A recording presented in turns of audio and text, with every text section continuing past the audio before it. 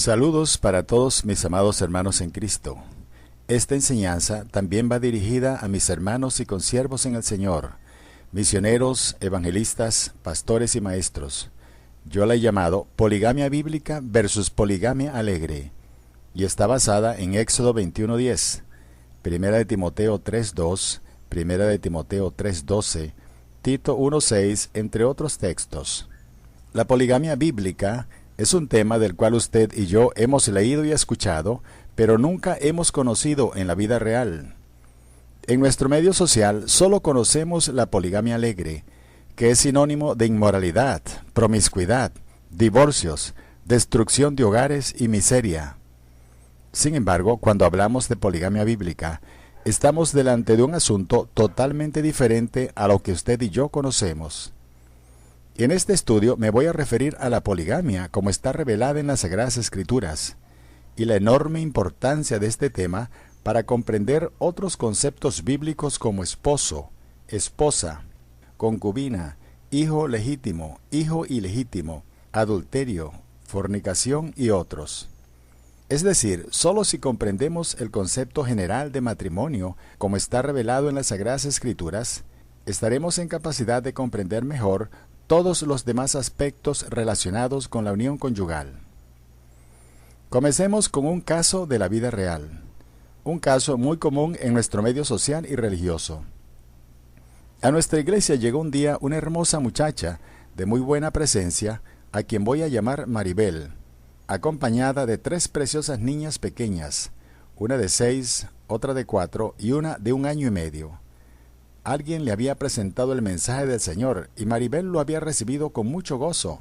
Se notaba en su rostro la gran alegría de su vida en Cristo y mostraba gran entusiasmo en las actividades de la iglesia y mucha seriedad en la obra del Señor. A pocos meses de estar en nuestra iglesia, una de las hermanas se enteró que Maribel no estaba casada con el hombre con quien vivía y se enteró de algo más grave, que Eduardo, el marido de Maribel, está casado y vive con otra mujer con la cual tiene 4 hijos más. ¿Qué posición han tomado las iglesias evangélicas en estos casos? ¿Cuál es el consejo más común que se le da a una mujer como la hermana Maribel? La recomendación más común que dan el 90% de las iglesias evangélicas en estos casos es que despida a su marido o que le exija que decida por una de las dos. En este caso, como Eduardo ya estaba casado cuando ella lo conoció, la opción que le queda a Maribel es despedirlo y buscarse un marido que no tenga compromisos con nadie. La decisión que la iglesia evangélica le plantea a la hermana Maribel es trágica y dramática. La ponemos a escoger entre su marido y el Señor Jesucristo. La ponemos en el dilema de tener que escoger entre el padre de sus hijas y la salvación de su alma. Le ordenamos, literalmente hablando, que despida al hombre de su vida y que se consiga otro marido y padrastro para sus hijas. Maribel solo tiene 2 opciones: o renuncia a su relación pecaminosa con Eduardo, o continúa su vida con él y renuncia a su fe en Cristo. Aquí conviene repetir las palabras de un conocido predicador colombiano: todos los que hemos nacido en una sociedad católica llevamos por dentro un cura y una monja.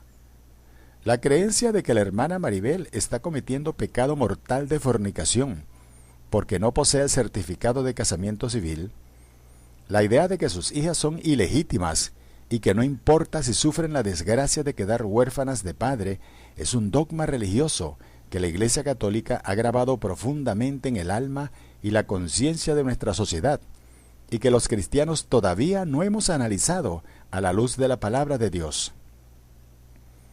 Resulta muy interesante tomar como referencia la relación conyugal de Maribel y Eduardo para averiguar qué es lo que la palabra de Dios define como esposa y concubina. ¿Qué es lo que la palabra de Dios define como hijo legítimo o hijo ilegítimo? ¿Y qué es lo que la palabra de Dios define como adulterio y fornicación? Les invito, amados hermanos, a analizar estos conceptos a la luz de la Biblia. Esto que les voy a decir a continuación puede ser la más grande herejía que usted haya escuchado en su vida, o puede ser, como dijo el predicador, que usted vea con más claridad al cura y la monja que usted y yo llevamos por dentro. Repito el nombre del tema: poligamia bíblica versus poligamia alegre. La poligamia en el Antiguo Testamento es un hecho del cual la palabra de Dios se expresa con toda franqueza y claridad. Patriarcas, profetas, reyes, sacerdotes y hombres comunes solían tener más de una esposa. A una mujer que quedaba viuda y sin hijos, Dios le mandaba que buscara refugio al lado de un hermano o pariente del difunto, sin tomar en cuenta si éste ya tenía su propia esposa. Deuteronomio 25:5. Casi todos los maestros de la Biblia afirman que el propósito de esta costumbre era preservar la herencia familiar del difunto y proteger a la mujer viuda, porque el hombre es cabeza de la mujer, dice 1 Corintios 11:3, por lo cual no era bueno que la mujer quedase sin la protección de un varón. Un bello ejemplo de esta costumbre la vemos en la historia de Ruth, quien buscó refugio bajo las alas de Booz. En este caso, nuestra forma de pensar, es decir, nuestra cultura, nos dice que Booz necesariamente tenía que haber sido soltero, pero en la cultura hebrea era perfectamente aceptable que Booz ya tuviera su propia familia, y no existía ningún inconveniente moral de que recibiera a Ruth como segunda esposa y dar protección a su suegra Noemí. ¿Y entonces por qué Dios condena el adulterio? Según la Biblia, adulterio es cuando un hombre, sea soltero o casado, tiene relaciones sexuales con mujer que tiene su propio marido, un hecho considerado abominable por la sociedad hebrea y para el cual Dios ordenó la pena de muerte. Si alguno fuere sorprendido acostado con mujer casada con marido, ambos morirán. Deuteronomio 22:22. Así que nuestra definición de adulterio es totalmente diferente a la definición bíblica. Todos sabemos que Jacob tuvo 4 esposas, con las cuales tuvo 12 hijos y una hija. Según nuestra forma de pensar, solo los hijos con su primera esposa serían legítimos, pero según la Biblia, todos sus hijos eran legítimos, porque todas sus esposas eran legítimas. David cometió adulterio cuando se acostó con Betsabé, mujer de Urías. De esa unión pecaminosa nació un hijo ilegítimo, el cual murió a los pocos días de nacido. Pero después que Urías estuvo muerto, David adoptó a Betsabé como otra de sus esposas, y tuvo 4 hijos legítimos con ella. El mayor fue Salomón, el cual heredó el trono, y de cuya descendencia vino el Mesías, nuestro Señor Jesucristo. Segunda de Samuel 12:9-14. Por lo tanto, nuestra definición de hijo ilegítimo es diferente a la definición bíblica. Si observamos bien, en el 7º mandamiento Dios dice: no cometerás adulterio. Y en el 10º explica: no codiciarás la mujer de tu prójimo. Éxodo 20:14. Y en Éxodo 21:10 dice: si alguno tomare para él otra mujer, no disminuirá a su primera esposa ni su alimento, ni su vestido, ni el deber conyugal. Resulta muy claro entonces que lo que la palabra de Dios llama adulterio es cuando el hombre se enreda con mujer ajena.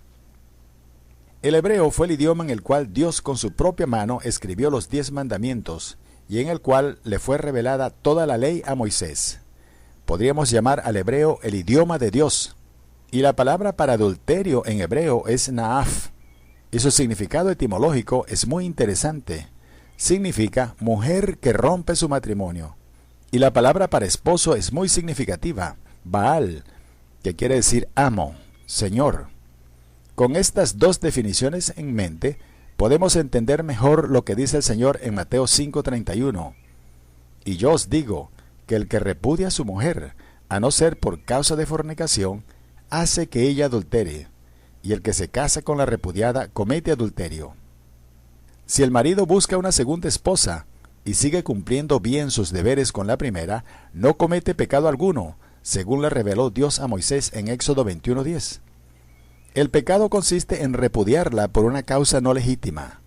Si el hombre vota a su mujer, la expone a que cometa adulterio, pero se hace culpable del adulterio de ella por ser el cabeza de su mujer.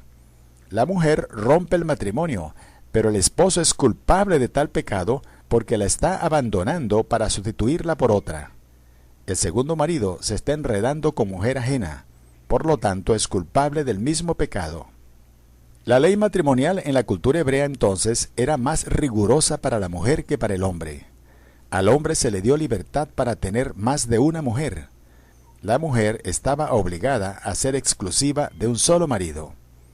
Nunca se encuentra en la Biblia la idea de que una esposa pudiera repudiar al marido si éste se buscaba una segunda mujer. De la mujer se dice: si mientras el esposo vive se une a otro varón, será llamada adúltera, pero esto nunca se dice del varón. La mujer fue creada para ser ayuda idónea del hombre, y su función más trascendental en la sociedad es ser madre. En Génesis 3:24 dice: y llamó a Adán el nombre de su mujer Eva, porque ella será madre de todos los vivientes. Igualmente de Sara, la esposa de Abraham, Dios dijo que sería madre de muchas naciones. Génesis 17:15. Por consiguiente, el cuerpo y el alma de la mujer fueron maravillosamente diseñados para la maternidad. El sueño de toda mujer es abrazar un bebé, amamantarlo, dormirlo en sus brazos, prodigarle afecto y cuidarlo. Ese es el anhelo de toda mujer. Ninguna mujer sueña con tener muchos maridos, sino muchos hijos.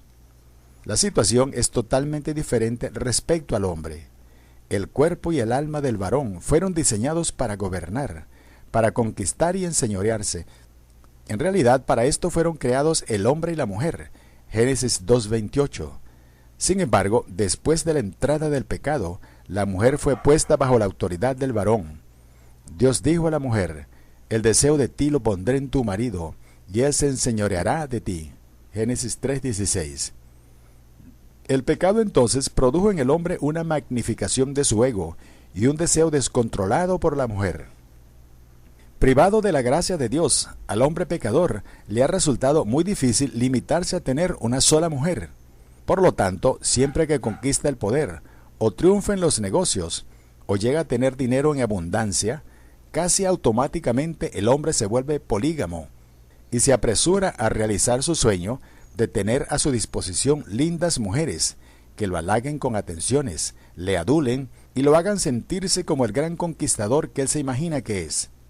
Hacía falta entonces una ley rigurosa y a la vez maravillosamente sabia que pusiera límites a la codicia del hombre por las mujeres. La ley que Dios entregó a Moisés estableció perfectamente ese límite. Al hombre Dios le permitió tener más de una mujer, pero le mandó que debía proveer para todas las necesidades de cada mujer que tomara como esposa. Véase Éxodo 21:10. Y a los gobernantes les mandó: el rey no tomará para él muchas mujeres. Deuteronomio 17:17. Podemos ver claramente que fue el Creador mismo quien estableció y reglamentó la poligamia. Amados hermanos, la razón por la cual los cristianos nos parece abominable la poligamia es por nuestra formación religiosa católica y porque en nuestro medio social solo hemos conocido la poligamia alegre, donde el hombre busca una segunda mujer pero abandona sus deberes con la primera. La responsabilidad del hombre con cada mujer es un asunto importantísimo para comprender la poligamia bíblica. Repito, la poligamia bíblica se puede comprender y aceptar sin ningún temor cuando miramos la condición que Dios estableció, que el hombre cumpla sus deberes con cada una de las mujeres que toma por esposa. Cuando Natán reprendió a David, le dijo de parte de Dios: te di la casa de tu señor, puse sus mujeres en tus brazos. Además, te di la casa de Judá y de Israel, y si esto hubiera sido poco, te habría añadido mucho más. Segunda de Samuel 12:8. En estos versos, el profeta declara que fue Dios mismo quien dio a David las mujeres, es decir, las hijas de Saúl. A esto lo podemos llamar poligamia, pero que nadie lo llame adulterio ni fornicación, porque Dios no es ministro de pecado. ¿Qué enseña la Iglesia Católica sobre la poligamia? Para los obispos solterones católicos, la santidad está íntimamente relacionada con el celibato o la abstinencia sexual.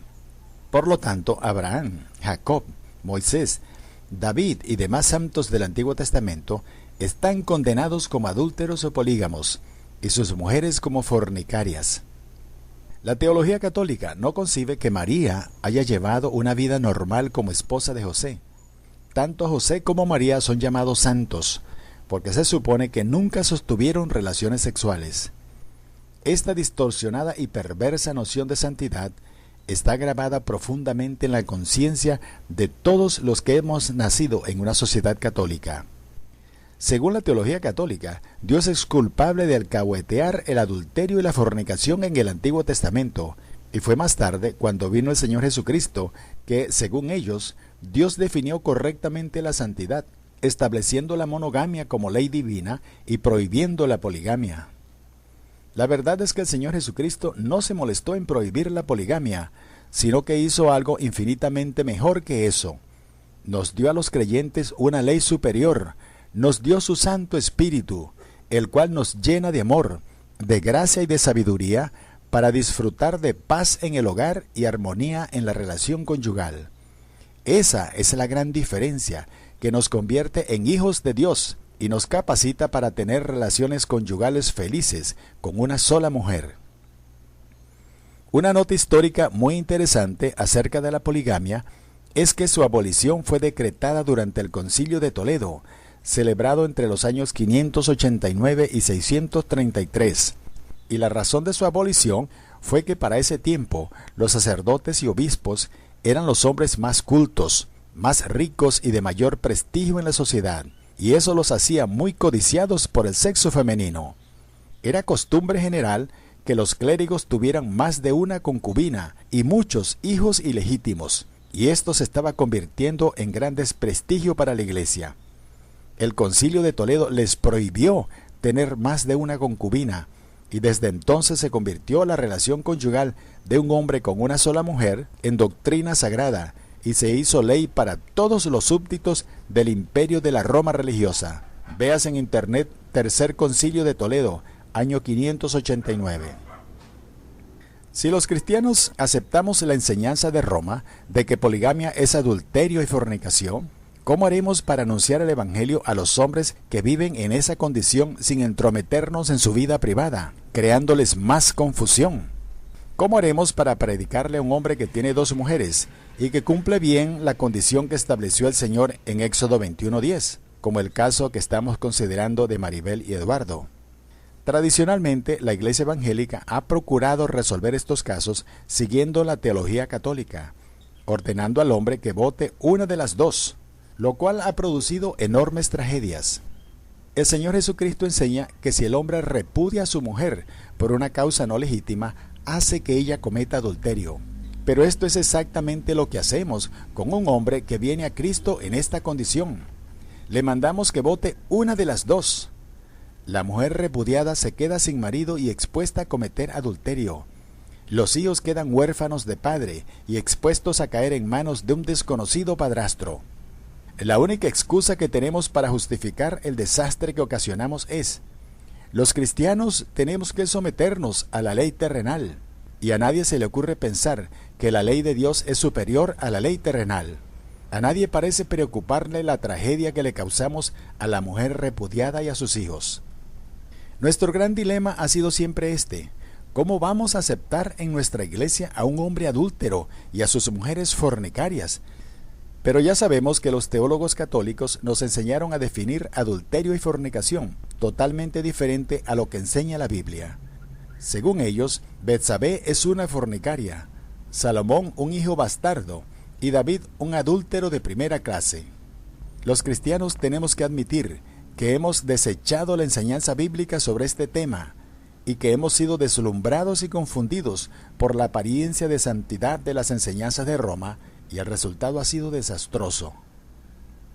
En Ezequiel 23, el Señor usa una parábola para referirse a Jerusalén y a Samaria, y las compara con dos mujeres que son esposas de un mismo marido, y luego Dios se refiere a sí mismo como el marido de esas dos mujeres.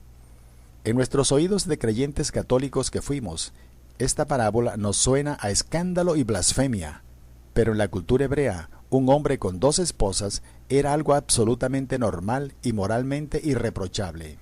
¿Quién estará errado, Dios o nosotros? ¿Seremos los cristianos de hoy más santos que Dios? ¿Y qué dice el Nuevo Testamento de la poligamia? En 1 Timoteo 3:2, 1 Timoteo 3:12 y Tito 1:6, nuestro hermano Pablo, de manera directa, reconoce la poligamia como algo normal y aceptable entre los creyentes, y solo la prohíbe a los hermanos que tienen funciones ministeriales. Es decir, los que no eran obispos ni diáconos estaban en libertad de seguir teniendo más de una esposa, si esa era su condición cuando creyeron en el Señor. Entendemos entonces que la Biblia claramente permite la poligamia, llamémosla poligamia bíblica, sin recomendarla de manera específica. La poligamia es una concesión de Dios a las imperfecciones y desbalances de la humanidad. En todas las sociedades y en casi todas las circunstancias históricas ha habido siempre más mujeres que hombres. Por ejemplo, después de la Segunda Guerra Mundial, muchos países quedaron desolados y escasos de hombres. El número de mujeres sobrepasaba el de los hombres en más de 60%. Millones de mujeres quedaron sin posibilidad de conseguir pareja. Previendo esta situación de crisis, el Dios infinitamente sabio y amoroso dio libertad al hombre para que recibiera bajo su protección a más de una mujer. De esta situación de abundancia de mujeres solteras, profetizó Isaías en el capítulo 4 de su libro. La escasez de hombres justificaba la poligamia. Este es el lado positivo de la poligamia, la protección de la mujer soltera o la viuda con hijos pequeños, porque la mujer necesita señal de autoridad sobre sí por causa de los ángeles. Dice 1 Corintios 11:9. Tal señal de autoridad la constituye el varón. Concluimos entonces que según Éxodo 21:10, Deuteronomio 25:15, Deuteronomio 25:5, Ezequiel 23, 1 de Timoteo 3:2, 1 de Timoteo 3:12 y otros textos, podemos afirmar sin ningún temor que Dios no desaprueba la poligamia cuando un hombre viene a Cristo en esta condición. Sin embargo, que ningún cristiano se engañe a sí mismo. Es muy distinto un hombre que viene del mundo de las tinieblas a la luz de Cristo, comprometido con más de una mujer, a otro que llamándose cristiano procure enredarse la vida buscando una segunda mujer, trayendo conflictos a su hogar y causando escándalo entre sus familiares y en la iglesia. La poligamia bíblica debe aceptarse solamente cuando el hombre llega al Evangelio en esta condición. Honroso sea a todos el matrimonio y el lecho sin mancilla, pero a los fornicarios y a los adúlteros los juzgará Dios. Hebreo 13:4. Un hombre, sea soltero o casado, fornica cuando se junta con una prostituta. 1 Corintios 6:15 al 18. Cuando tiene relaciones sexuales de manera alegre, sin ningún compromiso, con mujer soltera.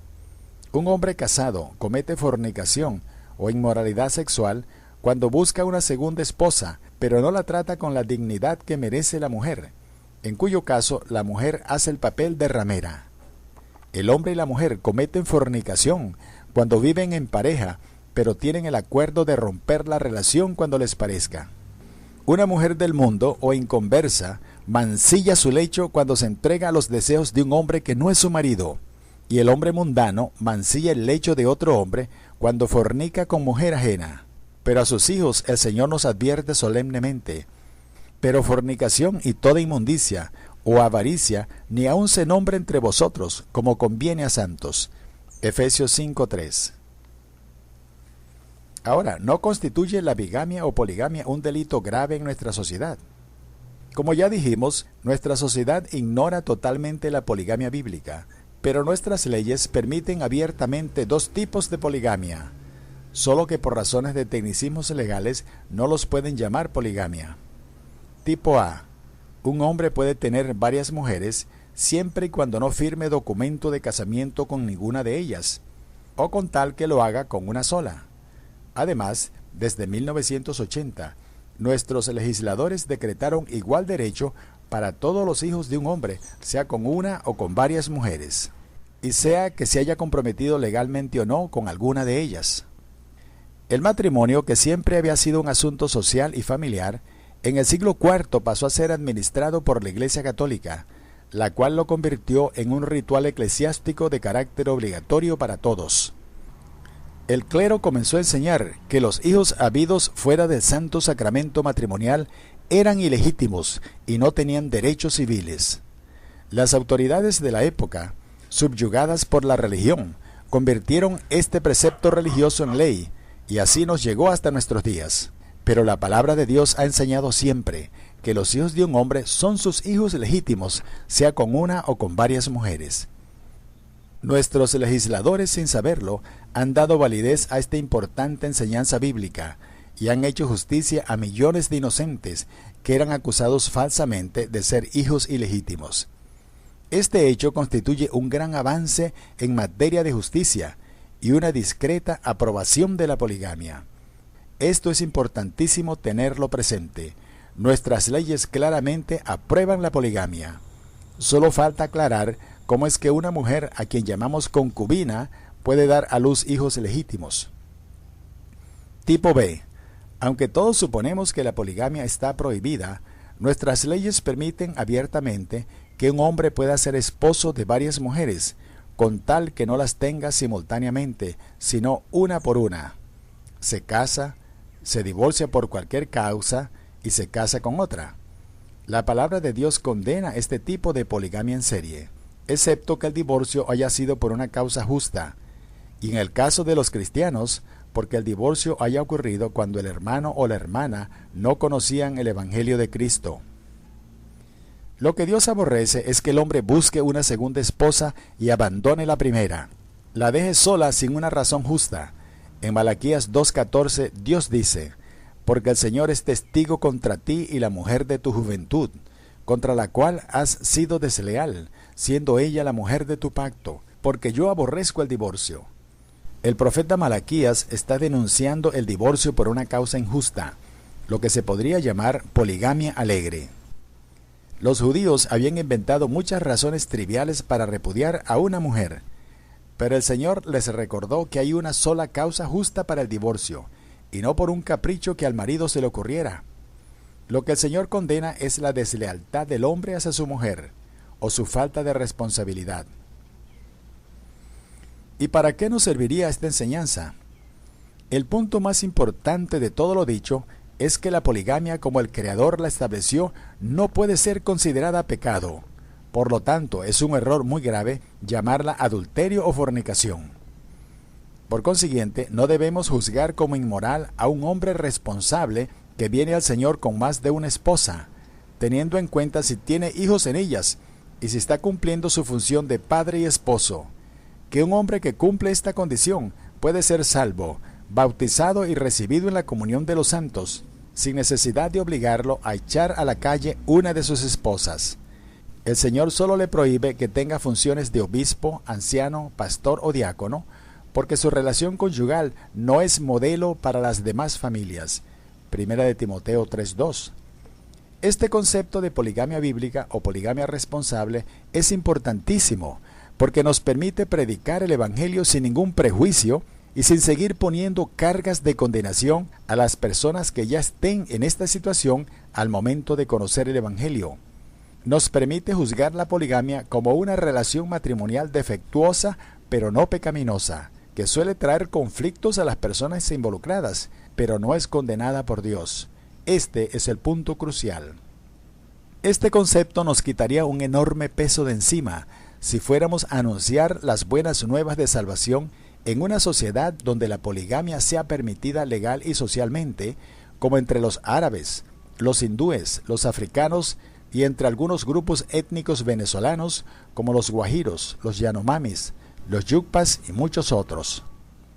Los discípulos se quedaron atónitos cuando oyeron de boca del Señor que no podían repudiar a su mujer por cualquier causa y respondieron: si esa es la condición del hombre con su mujer, no vale la pena casarse. Mateo 19:10. Es decir, que todos ellos se habían acostumbrado a repudiar a su mujer por cualquier causa. Para concluir, permítanme repetir estos conceptos. La pareja modelo que encontramos en la palabra de Dios es un hombre y una mujer. Esto debe quedar bien claro. Este es el modelo de una familia sana que el Creador muestra a los hombres. Así lo vemos en Génesis 2:22, donde dice: y de la costilla que Dios tomó del hombre le hizo una mujer, y la trajo al hombre. Le hizo una sola mujer. Igual en Efesios 5:31, dejará al hombre a su padre y a su madre, y se unirá a su mujer, y los dos serán una sola carne. En Efesios 5:28, el que ama a su mujer, a sí mismo se ama. Y Primera de Corintios 7:2, que cada uno tenga su propia mujer y cada mujer su propio marido, etcétera, etcétera. En todos estos pasajes podemos ver claramente que la pareja modelo que Dios muestra para sus santos es la monogamia, es decir, la unión conyugal de un hombre con una sola mujer. Dicho esto, también hay que decir que el Creador, el Dios infinitamente sabio y amoroso, el Dios 3 veces santo, quien ha revelado su carácter y sus leyes en las páginas de la Biblia, no estableció la monogamia como ley, sino que más bien él mismo estableció la poligamia. Obviamente, al permitir la poligamia, queda bien claro que la monogamia nunca fue establecida como una ley divina. Así lo demuestran los versos bíblicos ya citados: Éxodo 21:10, Deuteronomio 21:15, Deuteronomio 25:5, Ezequiel 23, Primera de Timoteo 3:2, Primera de Timoteo 3:12, Tito 1:6, entre otros textos. Concluimos que la unión conyugal de un hombre con una sola mujer es el modelo de Dios y que fue confirmada por el apóstol Pablo, pero no fue establecida como ley divina. Otro asunto importantísimo es el significado de la palabra para esposo en hebreo, Baal, y quiere decir amo, maestro, señor. Véase 1 de Pedro 2:6, donde el apóstol Pedro dice: como Sara obedecía a Abraham llamándole señor, de la cual vosotras habéis venido a ser hijas. Igual de importante es la etimología de la palabra para adulterio en idioma hebreo, naaf, y se refiere específicamente a una mujer que, viviendo con su propio marido, desprecia o irrespeta la autoridad de su señor, entregándose a los deseos de otro hombre. Esta es la definición bíblica de adulterio, y con este concepto concuerdan todas las escrituras. Por ejemplo, 1 Corintios 11:2, Cristo es cabeza de todo varón, y el varón es cabeza de la mujer. Romanos 7:2, la mujer está ligada por la ley al marido mientras éste vive. 1 Corintios 11:7, el varón es imagen y gloria de Dios, pero la mujer es gloria del varón. Para una definición de la palabra hebrea naaf, véase en internet el diccionario bíblico Easton y la concordancia exhaustiva Strong, en Éxodo 20:14, la referencia H5003, ambos en idioma inglés. Véase también la misma referencia en el programa eSword o la espada bíblica. Otro asunto que hay que repetir una y otra vez es que la monogamia o la relación conyugal de un hombre con una sola mujer no fue establecida por la ley de Moisés como un precepto legal. Y por eso es que vemos que la sociedad hebrea practicó la poligamia con toda libertad, y no solo la sociedad hebrea, sino también los cristianos que vivieron en los primeros siglos. Y como ya dijimos, los sacerdotes y obispos católicos la practicaron con mucha libertad por más de 500 años. Que la monogamia fue calificada como ley divina e impuesta a las sociedades católicas por el Concilio de Toledo en el año 589, y desde entonces se convirtió en ley sagrada. Un hecho histórico de gran importancia es que la prohibición de la poligamia fue en realidad una enorme torpeza, pues solo sirvió para crear gran confusión y grandes conflictos sociales, porque desde entonces hasta hoy los hombres se han visto obligados a practicarla en secreto y de manera desordenada, lo cual dio origen a una clase social de hombres y mujeres despreciados y sin derechos civiles por ser hijos bastardos o hijos ilegítimos. Que este calificativo infame constituyó un enorme atraso en lo que hoy se llama derechos humanos, que millones de hombres y mujeres tuvieron que sufrir esta infamia durante siglos, y que a los gobiernos civiles les ha costado muchísimo esfuerzo abolir.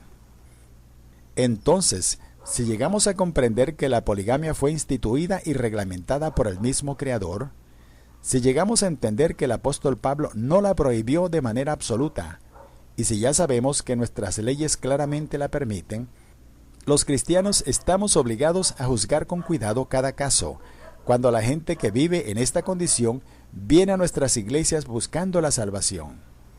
Entonces, en vez de noticias trágicas, tendremos buenas noticias para una mujer como la hermana Maribel. Tendríamos también buenas noticias para Eduardo, el marido de Maribel, si éste se convirtiera al Evangelio y diera testimonio de su fe en Cristo. Aun cuando tiene 2 esposas, podríamos darle la bienvenida en la comunión de los santos, es decir, bautizarlo y tratarlo con todos los derechos de un hijo de Dios.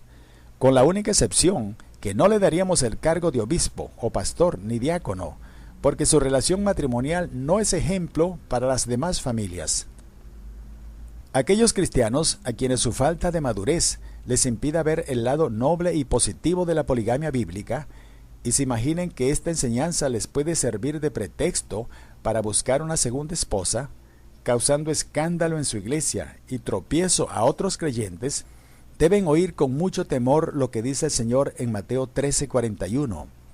Y enviará el Hijo del Hombre a sus ángeles, y recogerán de su reino a todos los que sirven de tropiezo y a los que hacen iniquidad, y los echará en el horno de fuego. Allí será el lloro y el crujir de dientes. Debe quedar bien claro que la poligamia bíblica puede aceptarse sin ningún temor ni recelo, solo cuando un hombre viene del mundo en esta condición.